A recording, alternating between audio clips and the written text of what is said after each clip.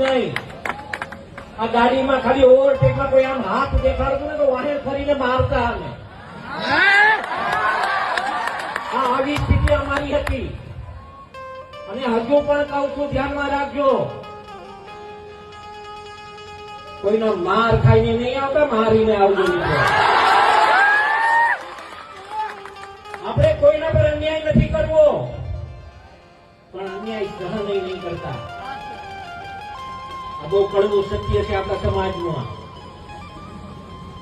આ જયારે યુવાનો આટલા ભેગા થયા છે ને, કેવા આવ્યા છે અમે કે જાગજો, એક થાજો, અને જયારે કોઈ એક સમાજ આપણા સમાજ પર કોઈ અન્યાય કરે ત્યારે એનો સાથ આપજો. બીજું કઈ ન કરી શકો તો ઠીક છે, તો એના પડખે ઉભા રહીને કહેજો, હાકલ આપજો કે મૂંઝાતો નહીં, અમે બેઠા છીએ, આટલું કેવા જાજો એના પર મિત્રો.